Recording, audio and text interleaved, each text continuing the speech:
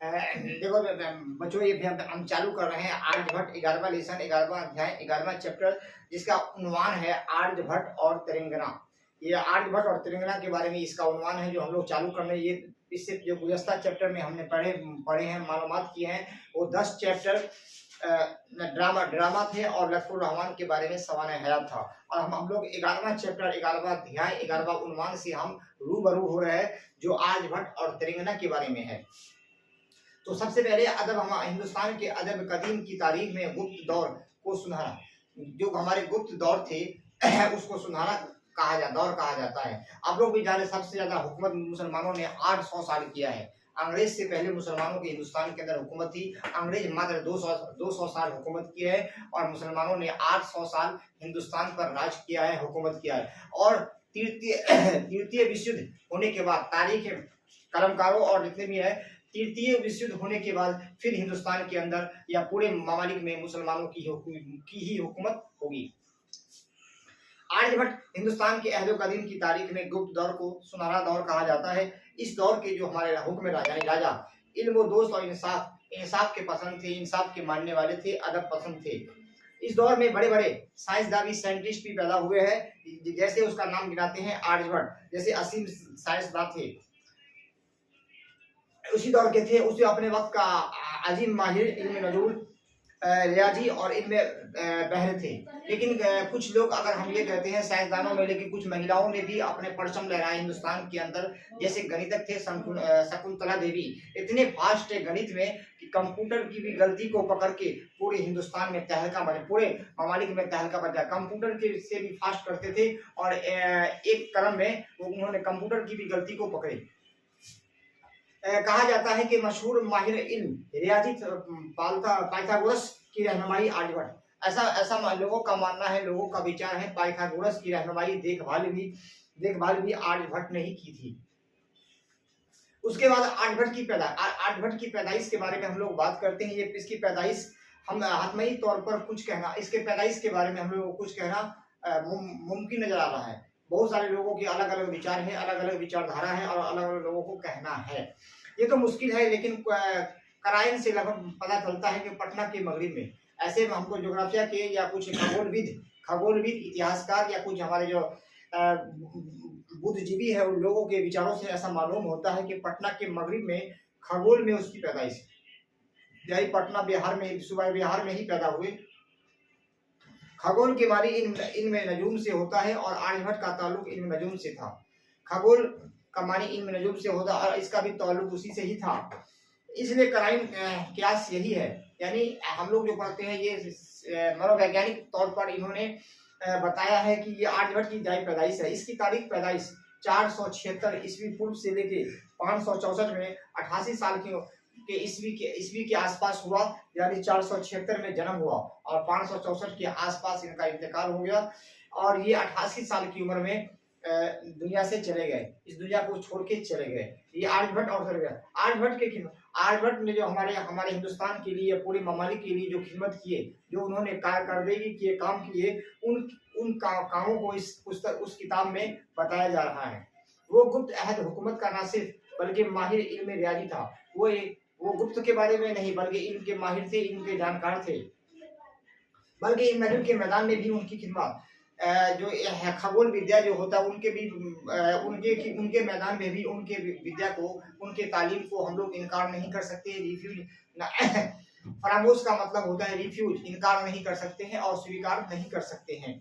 मौजूदा दौर के साइंसदान जो हमारे प्रेजेंटेशन समय के हैं, हमारे मौजूदा हालात के जो साइंटिस्ट हैं, वैज्ञानिक हैं, आज भी हैरत जदा है, यानी आश्चर्य में है, पजल में है कि 1500 साल कबल एक साइंसदान ने इल्म नजूम के 1500 साल पहले जो हिंदुस्तान में एक साइंसदान हुए, उन्होंने ऐसे कारकर्दगी, ऐसे काम किए जिनको हम लोग नया पीढ़ी के साइंटिस्ट भी, वैज्ञानिक लोग भी उसको याद करते हैं और उनके नक्श कदम पर चलने की कोशिश करते हैं, जो आज भी साइंसदानों की रहनुमाई। और हम जितने भी हमारे वर्तमान में साइंटिस्ट हैं, वैज्ञानिक हैं, इनकी हम लोगों की, उनका किए हुए काम हम लोगों की रहनुमाई करती है और हम लोगों को उन्हीं कामों की ओर रुजू करती है। रहनुमाई मतलब प्रेरणा, मोटिवेशन देती है। जब वो कर सकता है तो हम क्यों नहीं कर सकते। यही प्रेरणा हमको पुराने जमाने के जो साइंटिस्ट है, ये हमको वर्तमान पीढ़ी की देती है। वैसे इतिहास वर्तमान से ही अगर हम वर्तमान को नहीं पढ़ेंगे तो पीढ़ी भी इतिहास को भी नहीं जान पाएंगे, इसलिए वर्तमान को भी जाना जरूरी है। तो उसी से प्रेरणा लेके हमारे नवयुवक आज के मौजूदा साइंटिस्ट हैं वो लोग भी प्रेरणा लेके उन्हीं की रहनुमाई पर अपने कामों को अंजाम देते हैं।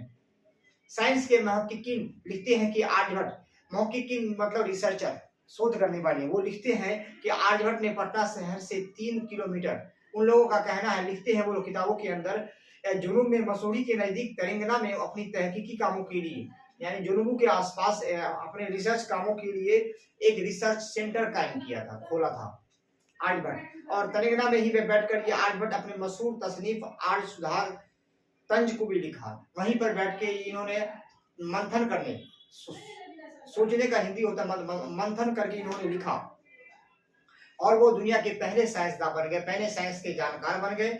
और उन्होंने तहकीकात अपने शोधों से, तहकीकात से छानबीन, तहकीकात का आम भाषा में मतलब होता है छानबीन, छानबीनों से वो साबित कर दिया, ऐसा कर दिया कि जमीन गोल है, हमारा जो पृथ्वी है वो गोल है।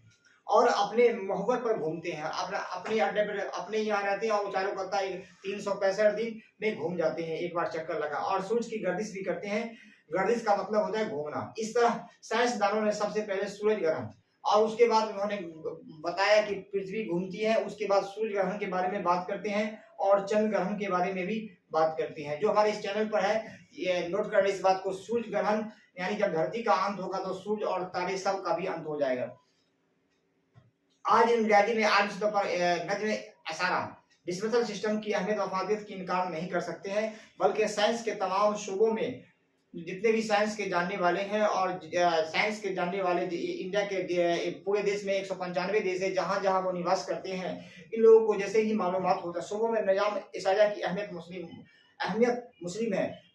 जितने भी हमारे ममालिक में लोग रहते हैं उन लोगों को भी इसके बारे में ही चैप्टर में दिया हुआ है, वो पढ़ेंगे ही साइंसी तक। लेकिन ये अलग बात है जो हमारे मौजूदा हुकूमत है, जैसे अल्लामा इकबाल के किताबों को बैन कर दिया गया है, अब स्कूल कॉलेजों में उनकी किताब नहीं है। जिस लोगों के पास किताब है वही लोगों को उनके पास मालूमात होगी, बाकी जो हमारे वर्तमान पीढ़ी के किताब नहीं खरीदे हैं उन लोगों के इकबाल और दूसरे मुस्लिम लीडरों के बारे में महरूम रह जाएंगे, क्योंकि हमारी जो वर्तमान सरकार है बीजेपी की, उन्होंने किताब और पढ़ाई पर बैन लगा दिए। साइंस तहकीक का ये अजीम कारनामा आर्यभट्ट जैसे साइंसदानों ने अंजाम दिया। साइंस के बारे में जितने भी साइंस को उरूज का मतलब होता है तरक्की पर ले गया है, इसमें आर्यभट्ट का एक अहम योगदान है, एक अहम रोल है।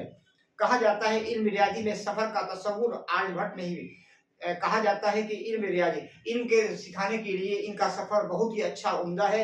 इल्म नजुम के ताल्लुक से इन्होंने बहुत सारे शोध किए हैं, बहुत सारे खोजबीन किए हैं आगे। और जितने भी हमारे वर्तमान दौर के मौजूदा दौर के साइंसदान हैं, ये भी सूर्य ग्रहण 2009 को देखने के लिए सही जगह की तलाश की। 2009 में जब सूर्य ग्रहण हुआ तो इन्होंने जितने भी हमारे आवाम हैं और जितने भी साइंस के जानने वाले हैं, जानकार हैं, सोचे कि आखिरकार हम लोग भी सूर्य ग्रहण जो कैसे लगते हैं ब्रह्मांड में, इसको हम लोग देखेंगे आर्यभट्ट की किताबों से मुताला से। और उन्होंने आर्यभट्ट की जो किताब था खगोल विद्या के बारे में, उस पर वो मुताला मतलब होता है अध्ययन करना, पढ़ना, आम भाषा में मुताला का मतलब पढ़ना भी, पढ़ाई भी किए। चुनांचे आर्यभट्ट की किताब में इसी नाम है शमसी सैयारों की गर्दिश, सैयारों की मतलब सैयारा का आम भाषा मतलब होता है तारा यानी स्टार।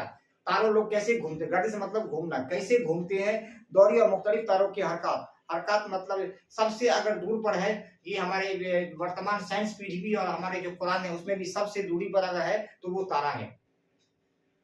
तारे के हरकत और सकनात, हरकत मतलब कैसे वो हरकत और सकनात, अजीब और गरीब बात मौजूद है, उसके बारे में पूरे वाकया मौजूद तारों के बारे में। आज जरूरत इस बात की है कि आर्यभट्ट की साइंसी तहकीक को भी सोचना है कि साइंसी तहकीक कैसे की जाए, उसकी अहम साइंसी इजादात से आज की दुनिया रोशनास हो सके। उसी की किताब को, पुराने किताब को पढ़े पर लाइब्रेरी में पढ़ के उसकी जानकारी मालूमात करें। इस अजीम साइंसदान ने सूरज के ताल्लुक से, ये जो हमारे हिंदुस्तान के अजीम साइंसदान है, साइंस के जानने वाले थे, इन्होंने उसूल पेश किया कि हमारी जमीन सूरज का तवाफ करती है। तवाफ का मतलब होता है गोल घूमना, और सूरज अपने आप में साकित है और सूरज रुका हुआ है, लेकिन जमीन ही सूरज के चारों इर्द गिर्द घूमती है। ये हम लोगों को बता के चले गए आर्यभट्ट 876 साल पहले। लेकिन उनकी पैदाइश के बारे में भी लोगों में सही विचार नहीं है। जिस तरह सुभाष चंद्र बोस के बारे में लोगों का कहना है, जब जापान जा रहे थे तो रास्ते के क्रम में ही इनका जहाज दुर्घटनाग्रस्त हो गया। इसी प्रकार इनके आर्यभट्ट के जन्म के बारे में भी लोगों के सही राय नहीं है। सब अपने क्यास अंदाजी, इसको इंग्लिश में बोलते हैं इमेजिनरी थॉट पर लिखते हैं, किताबों के अंदर दस्तयाब करते हैं। अब बात करते हैं सूर्य ग्रहण। किसी सैयारा सितारा जब भी मुकम्मल तौर पर पड़ता है तो उसे बोलते हैं सूर्य ग्रहण। हमारे जमीन में जितने भी लोग रहते हैं